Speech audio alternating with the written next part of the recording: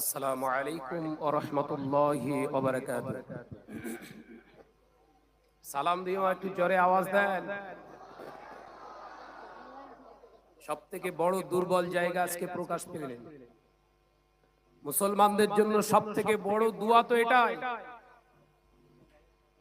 আমাদের এখনো পর্যন্ত শিক্ষার অভাব।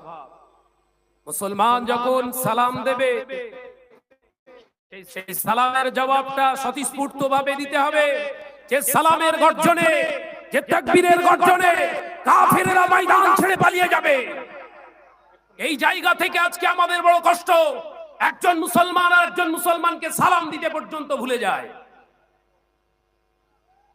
যে সমস্ত ভাইরা দাঁড়িয়ে রয়েছেন, বসে যান।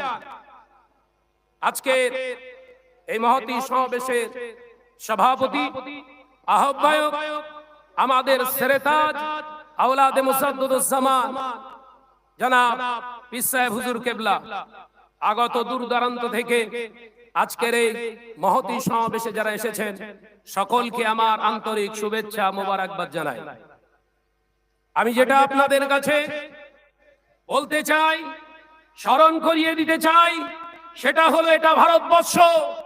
এই ভারতবর্ষের জমিনে প্রত্যেকের সমান অধিকার আছে তার নিজ নিজ প্রপার্টিকে হেফাজত করার। সেটা যদি পৃথিবীর কোন ব্যক্তি, পৃথিবীর কোন মানুষ সেটা যদি দখল করতে হয়, তাহলে আগামী দিন জানবে আমরা দুর্বল হয়ে পড়েছি, এটা তার বহিঃপ্রকাশ। কিন্তু আজকে আমরা ঐক্যবদ্ধ, আমরা প্রকৃতপক্ষে আজকে ঐক্যের জায়গা থেকে এটাই এই সমাজদ্রোহী মানুষদেরকে জানাতে চাই, যারা অন্যের সম্পত্তিকে দখল করতে চায়, সাবধান হয়ে যাও। এরা সেই ওমরের উত্তরসূরি, এরা সেই শেরে খোদা আলীর উত্তরসূরি। নিজেদের জানের কোনো পরোয়া রাখে না, নিজেদের জীবনকে বাজি রেখেও এদের ন্যায্য অধিকারটা কি করে আদায় করতে হয় এই জাতি সর্বস্তরে এরা জানে। তাই আমরা যেটা আমাদের বোঝার দরকার, আমাদের পূর্বপুরুষেরা যে আমাদের জন্য ওয়াকফে লিল্লাহে, আল্লাহর রাস্তায় আমাদের জন্য আমাদের সম্পত্তি রেখে গেছে, সেই সম্পত্তি যারা দখল করতে চায় তাদের স্মরণ করিয়ে দিতে চাই, বাপের রেখে যাওয়া সম্পত্তি আপনারা নিজেরা সামলান, অন্যের সম্পত্তির দিকে নজর বাড়াবেন না, এতে নিজের চোখ কানা হয়ে যাওয়ার সম্ভাবনা আছে। কথা ঠিক না ভুল জোরে বলেন? অন্যের সম্পত্তির দিকে, প্রপার্টির দিকে যদি চোখ দেন, আগামী দিনে চোখে ঝাপসা দেখবেন, কিছু দেখতে পাবেন না।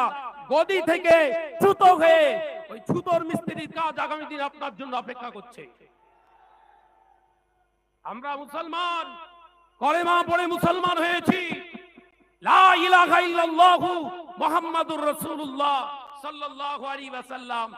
আমরা এই কলেমার উপরে শপথ নিয়েছি, আমাদের জীবনের প্রতিটা মুহূর্ত সেই মহান স্রষ্টার জন্য প্রতি মুহূর্ত দিতে প্রস্তুত। কথা ঠিক না বলেন?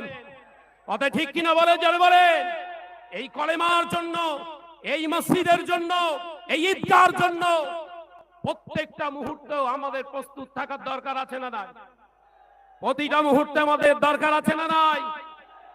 আজকে আমাদের রাজ্য সরকার, রাজ্যের যারা কর্ণধর দায়িত্বপ্রাপ্ত এমএলএ, এমপি যারা আছেন, তাদের কাছেও আমাদের পক্ষ থেকে আবেদন, আপনারা মেম্বারে পার্লামেন্টে বসে আছেন, আমরা হয়তো ময়দানে আছি, কিন্তু আপনারা পার্লামেন্টে আছেন, আপনারা বিধানসভায় আছেন। আপনারা যদি মনে করেন যে মুসলমানদের ন্যায্য অধিকার তাদের পাইয়ে দেওয়া দরকার, তাদের সম্পত্তি তাদের কাছে রাখা দরকার, তাহলে আমরা বাইরে আন্দোলন করছি, ভিতরের আন্দোলনটা আপনারা করে দেখা। কথা ঠিক না ভুল জোরে বলে?